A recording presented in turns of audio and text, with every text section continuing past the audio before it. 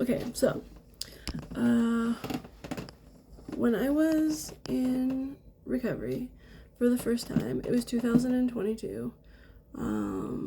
It was actually really fucking traumatic because I never experienced it before. I was in severe denial. Like, I thought that I didn't have a problem. I thought everybody else was, like, fucked up. I thought that, like, like, I was injecting at this point. Like, I didn't think that I was doing anything wrong. But, like, in my mind, I thought that I can continue like that, but I totally couldn't. Like, I was out of control. I was, like, living in my car. It was super, super awful. You know what I mean? It was terrible.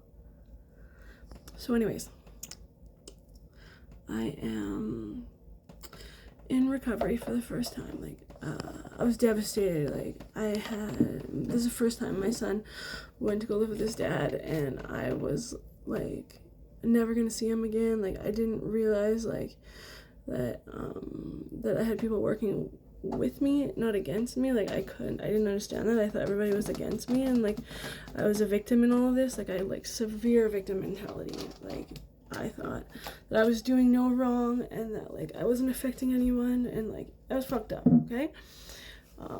So anyways, I am sad. I'm really sad. Like, I was, like, month. I hadn't smiled for real in a really long time. Everything was artificial. Like, even when I did smile, it was all substance induced. Like, there was nothing real about it.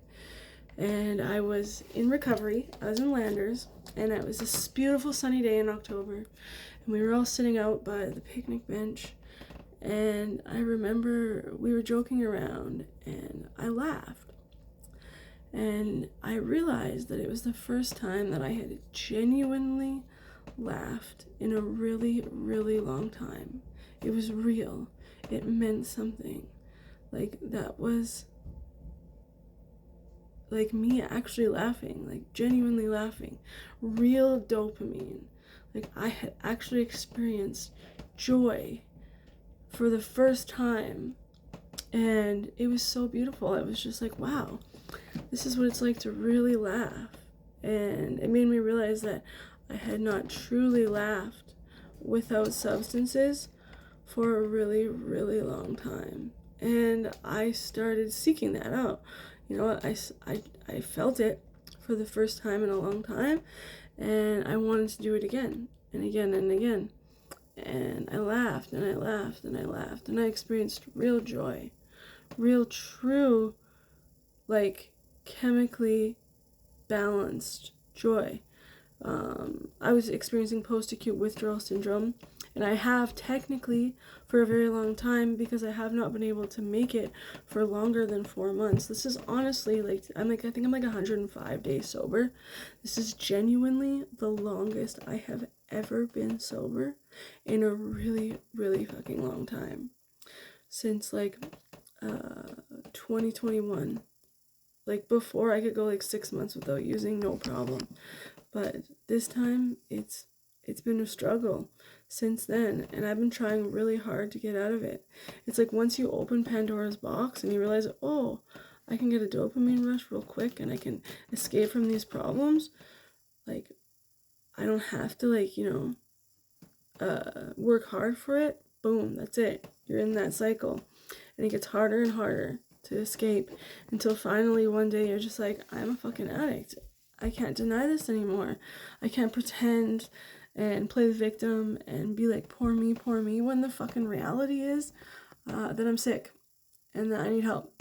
You can't do that anymore. And yeah, that's what I did for a really long time until I couldn't hide it anymore.